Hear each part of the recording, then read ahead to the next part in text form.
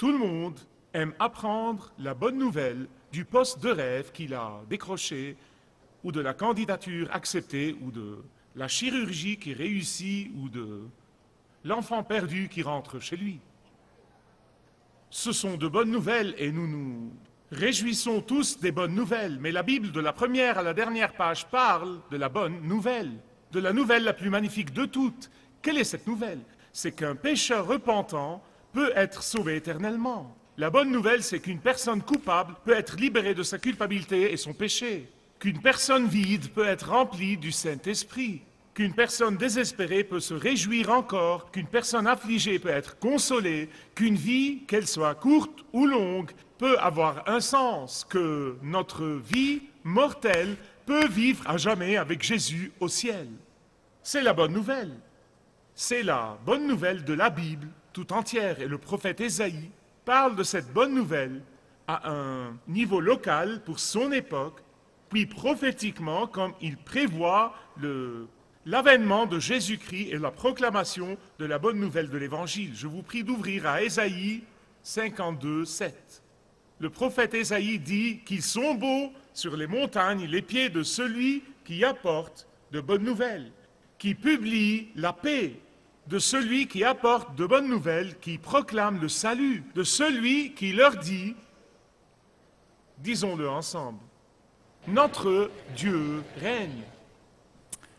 Je suis sûr que le prophète a écrit ces mots étant poussé par le Saint-Esprit.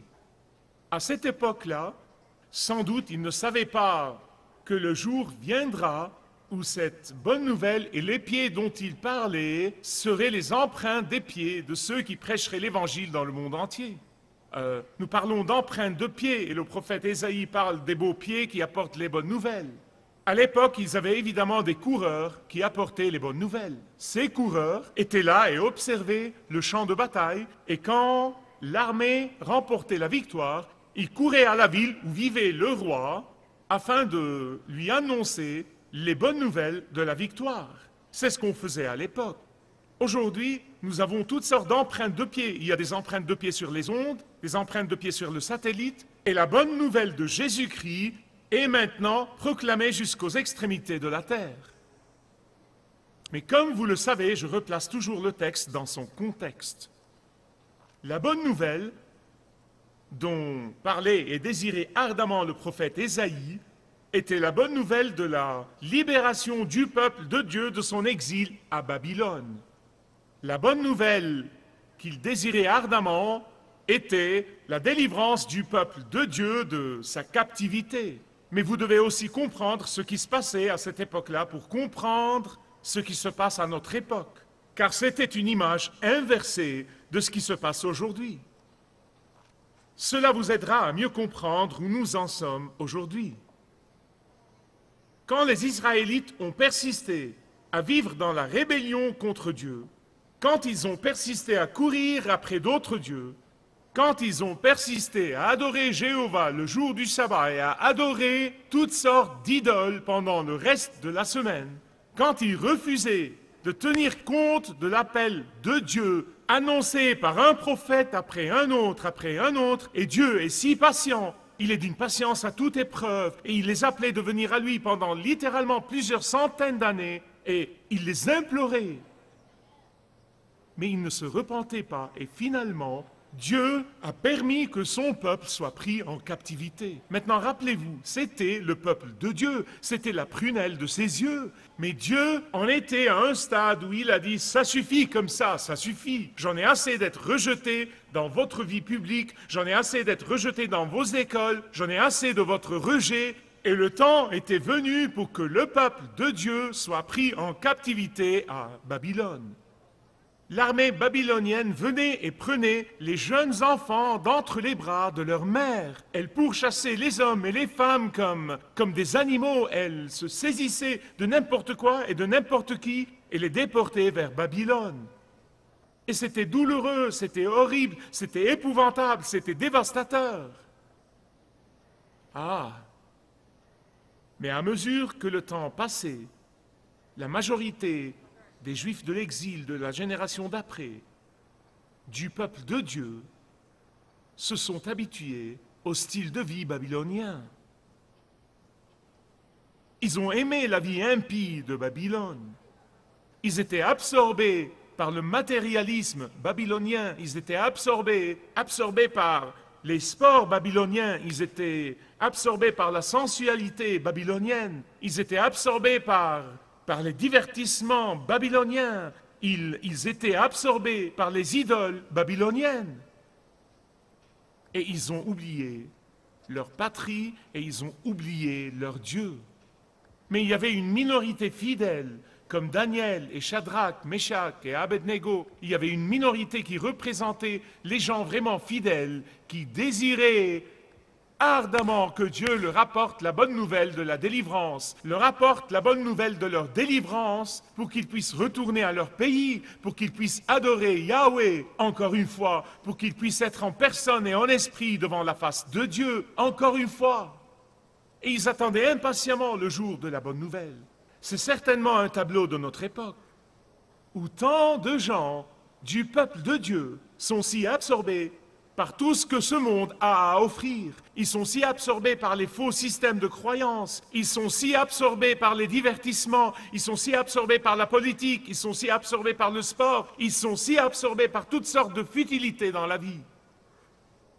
C'est aussi un tableau de ceux qui désirent être libérés du péché, de ceux qui désirent être libérés de l'addiction, de ceux qui désirent connaître la vérité afin de pouvoir être libérés, de ceux qui désirent écouter le message de la croix, de ceux qui désirent ardemment briser les barreaux de prison de leur vie et se tourner entièrement vers le Seigneur, de ceux qui sont aveugles, de ceux qui sont hésitants, mais qui désirent être capables de voir, de ceux qui sont trompés par les fausses religions et ceux qui sont trompés par les faux enseignants religieux et qui ont soif de la bonne nouvelle. Je crois que Dieu a élevé cette Église pour apporter la bonne nouvelle de l'Évangile de Jésus-Christ, non seulement à cette ville, mais encore au monde entier. En fait, dans l'exclamation d'Ésaïe, qu'ils sont beaux, la beauté se trouve dans les bonnes nouvelles et dans la vitesse avec laquelle les bonnes nouvelles sont apportées. La beauté se trouve dans le mouvement de montagne en montagne, de vallée en vallée, de ville en ville, de maison en maison, avec les bonnes nouvelles de l'Évangile de Jésus-Christ. Et si Ésaïe avait vécu à notre époque, il aurait dit qu'il est beau le courage de ce croyant qui prend l'Évangile et partage le Christ avec son voisin de l'autre côté de la rue, avec son collègue dans son lieu de travail, et où qu'il aille et où qu'elle aille. Et il aurait dit de marcher avec le guide. Quelles sont belles les ondes qui arrivent jusqu'aux coins les plus sombres du globe, qui sont beaux les signaux de satellites qui arrivent jusqu'aux maisons solitaires et désespérées, et qui sont beaux les sites web qui apportent l'espoir aux désespérés. Quelles sont belles les voix qui remplissent une vie vide de la parole de Dieu. C'est, bien-aimés, la puissance de l'Évangile. Non pas des proclamateurs de l'Évangile, mais de l'Évangile. La puissance se trouve dans l'Évangile lui-même. Et cette puissance ne connaît pas de limite géographique. Elle ne connaît pas de distance. Elle ne connaît pas l'entrave des langues. Cette puissance ne distingue pas entre les cultures. Cette puissance est la puissance de l'Évangile quand il est proclamé fidèlement. Nous voyons la puissance de l'Évangile dans cette place et sur tout le globe.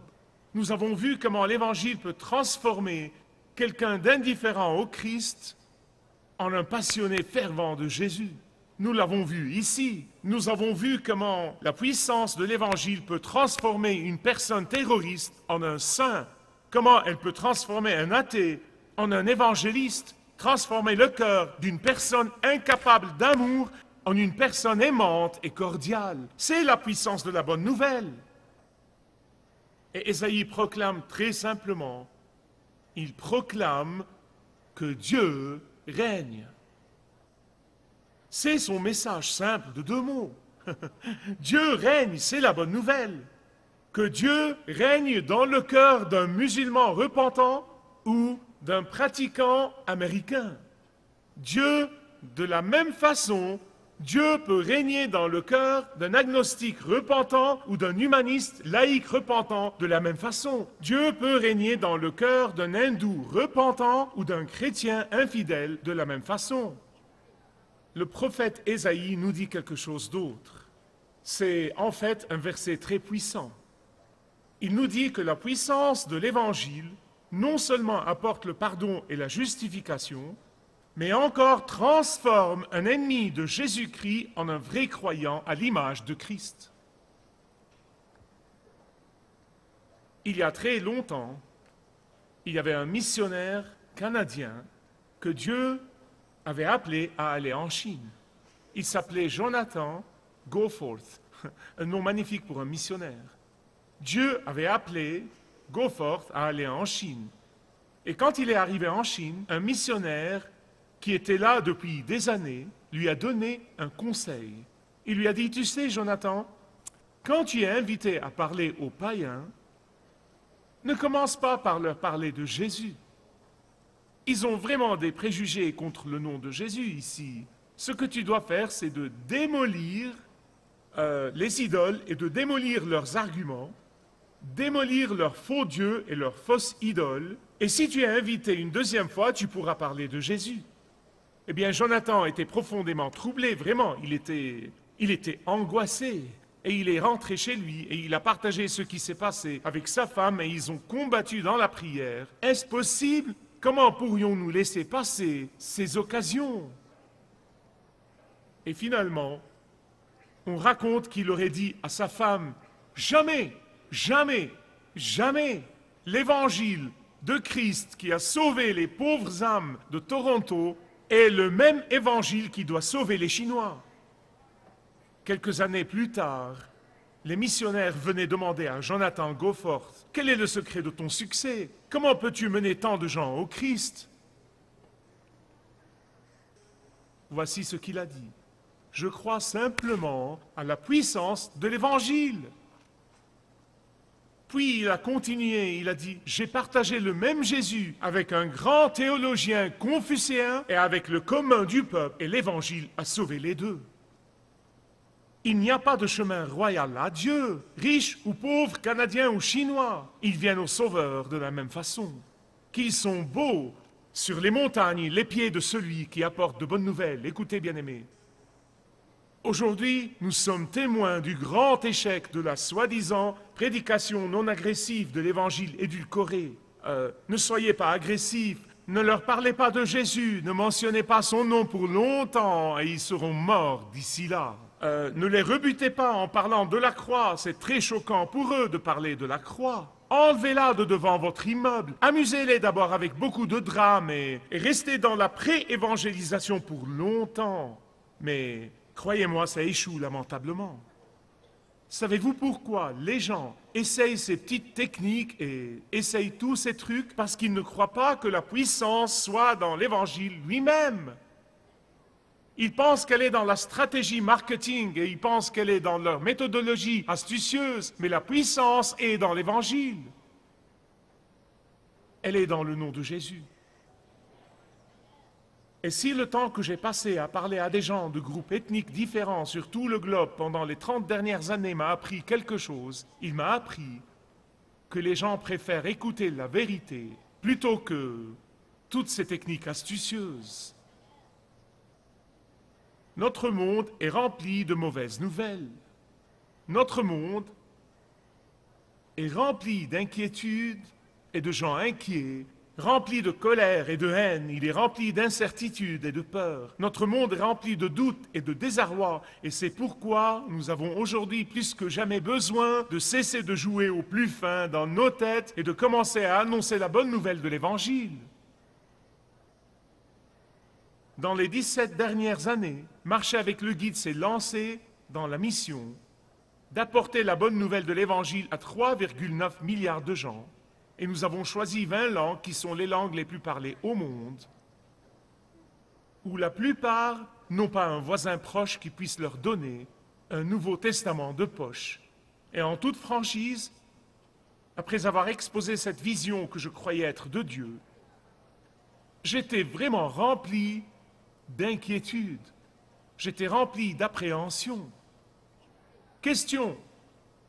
Comment assurer l'argent pour pouvoir y arriver? Comment assurer le personnel? Comment assurer les partenaires pour nous aider dans le suivi? Et la liste continue et continue et continue. Mais le Seigneur m'a rencontré d'une façon très unique. Et il m'a dit, je m'occuperai des détails. Tout ce que tu as à faire, c'est d'obéir. Car c'est ma puissance qui fera le travail. La puissance est dans mon évangile. Et aujourd'hui, comme je lis les courriels et les lettres et les rapports et les réactions, je suis si ébloui. J'étais d'abord assailli par mon manque de foi.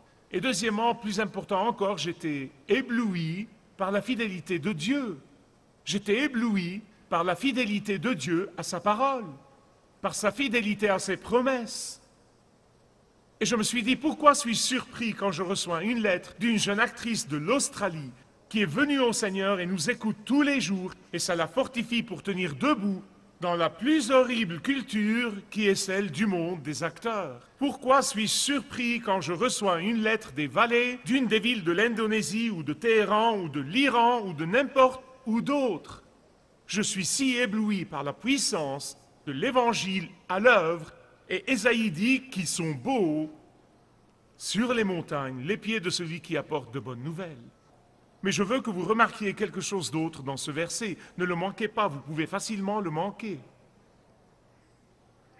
Regardez-le à nouveau. Ésaïe ne parle pas de la beauté des yeux de celui qui apporte les bonnes nouvelles. Il ne parle pas de la beauté des lèvres qui annoncent les bonnes nouvelles. Il ne parle pas de la beauté des mains qui apportent les bonnes nouvelles. Non. Il parle exclusivement de la beauté des pieds. Que veut-il dire par là? Il veut dire, bien-aimés, que nous devons aller là où Dieu nous prend. Il veut dire que nous devons servir là où il nous mène. Il veut dire que nous devons sacrifier quand il nous le demande. Il veut dire que nous devons faire ce que Dieu nous dit de faire. Un jeune pasteur a été appelé il y a peu de temps à une église traditionnelle et il avait du mal à le faire et il luttait et vous savez, l'église était moitié morte, moitié vivante et vous savez de quoi je parle. Et finalement, il est allé à l'un de ses conseillers et il lui a demandé conseil, vous savez, est-ce que je fais ce qu'il faut, est-ce que je m'y prends comme il faut? Et finalement, son conseiller lui a posé une question. À ton avis, quel est le pourcentage de tes membres actifs? Il a réfléchi pour un moment et il a dit, eh bien, 50% sont actifs pour le Seigneur et 50% sont actifs pour le diable. Et son conseiller était perplexe, il connaissait l'Église. Et il lui a dit, qu'entends-tu par actifs pour le diable? Il lui a dit, par leur neutralité. Par leur neutralité. Et bien aimé, ce n'est pas le moment de la neutralité. La neutralité ne profite qu'au diable. Le temps est court. L'heure est maintenant. Et l'opportunité est aujourd'hui. La bonne nouvelle n'est une bonne nouvelle que si elle arrive à temps. J'ai vu il y a quelques années dans le Kensington Garden à Londres une horloge électronique à 4 cadrans, est, ouest, nord, sud, et il y avait sous chaque cadran de cette horloge 3 mots sculptés. Le temps s'envole. Le temps s'envole. Et il n'y a qu'une seule solution à cette urgence. Et c'est la vitesse avec laquelle nous prenons l'évangile de Jésus-Christ à l'autre côté de la rue et à l'autre côté du monde. Qui sont beaux sur les montagnes, les pieds de celui qui apporte de bonnes nouvelles. Pendant des années, depuis que je suis devenu chrétien quand j'étais jeune homme, adolescent, une question m'a toujours tracassé. Dieu avait évidemment une raison pour que cette question me tracasse. Et après le séminaire, j'ai eu la joie de servir dans un ministère mondial et je rends grâce à Dieu pour les milliers et les milliers qui viennent à lui. Mais qui atteindra les centaines de millions qui n'ont jamais entendu parler de l'Évangile? Ça a toujours était la question qui résonnait à mes oreilles, et je l'ignorais et je priais à ce sujet. Cette question m'a tracassé pour longtemps. Je ne me suis pas rendu compte que Dieu m'amenait à répondre à ma propre question. Dieu a un sens incroyable de l'humour. Et comme nous continuons à étendre les empreintes de pied de la prédication de l'Évangile, le message de Dieu est toujours l'Évangile. La mission de Dieu est toujours le monde. Et la méthode de Dieu est toujours la proclamation de l'Évangile. Et il s'agit de savoir quel serait votre rôle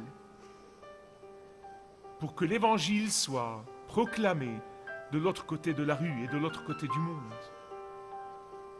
La question que vous devez vous poser est: que vais-je faire?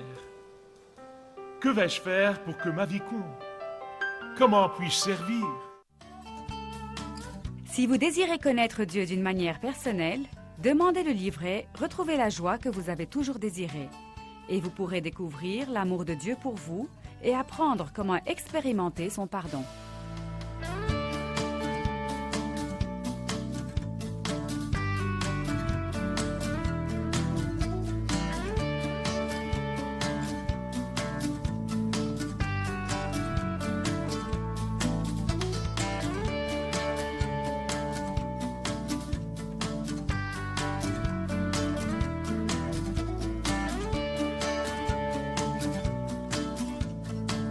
Si vous avez une relation personnelle avec Dieu et vous êtes intéressé à marcher plus intimement avec lui, demandez le livret « 7 pas sur le chemin de la foi » qui vous guidera dans une relation plus profonde avec votre Père Céleste. Demandez votre livret gratuit.